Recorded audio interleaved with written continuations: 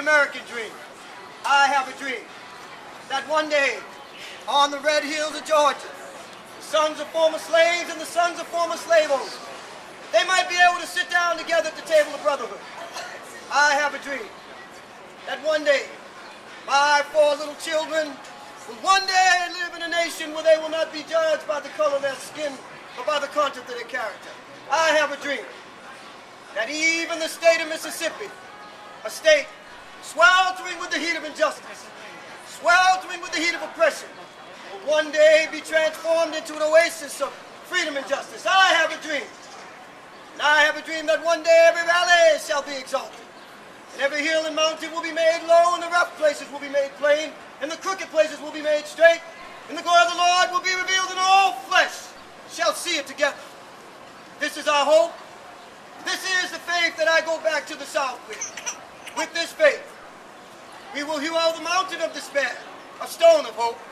With this faith, we will be able to transform the jangling discords of our nation into a beautiful symphony of justice. With this faith, we will be able to work together, to pray together, to struggle together, to go to jail together, to stand up for freedom together, knowing that we will be free one day. That's it. Mom, we late for the meeting at the church. It's Tuesday night. I go to church on Sunday. What's the meeting tonight? What's it about? Freedom, equal rights. What will we do? The minister will speak and we'll all sing together.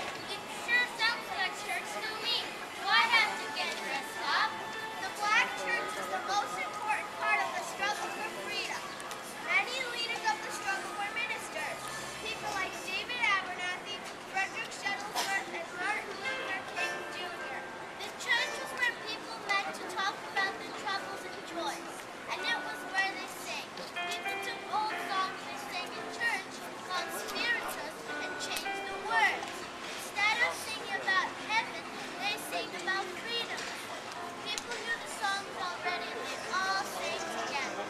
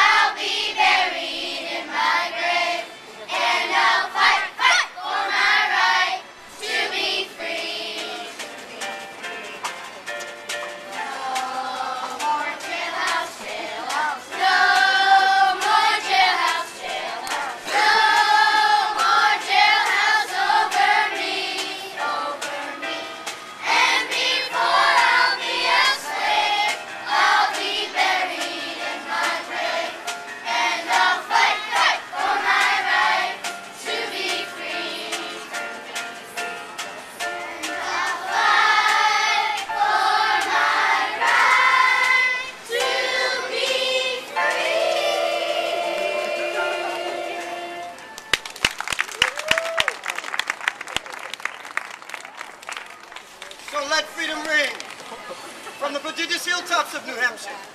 Let freedom ring from the mighty mountains of New York.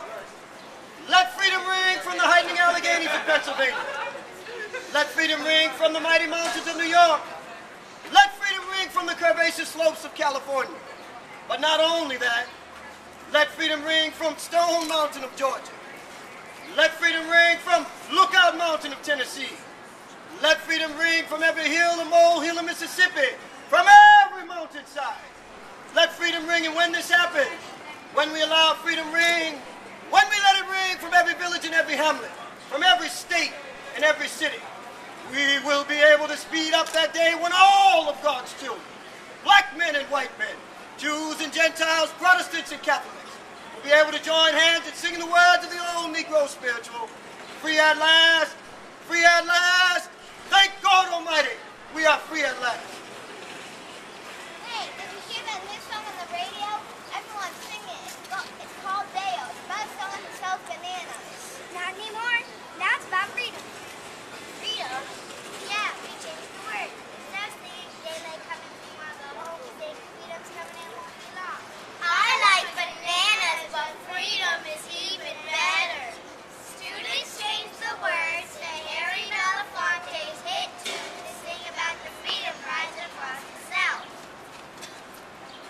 In Alabama, members of the Ku Klux Klan beat the bus riders sitting in the long seat and then lit the bus on fire. But that didn't stop the freedom riders.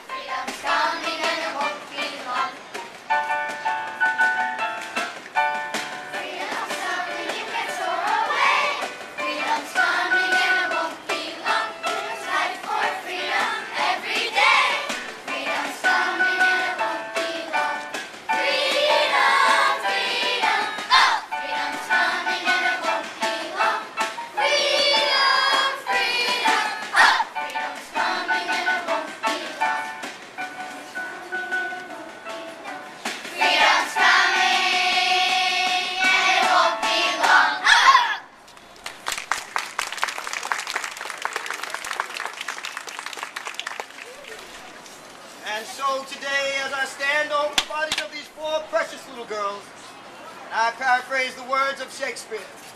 Good night, sweet princesses. Good night to those who symbolize a new day. And may the flight of the angels carry thee to thy eternal rest.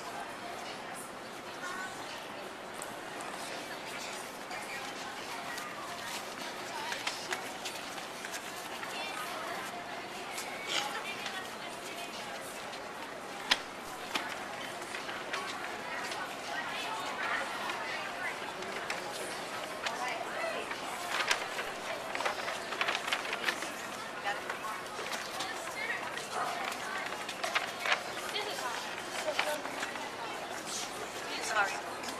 Technical problem. Thank you.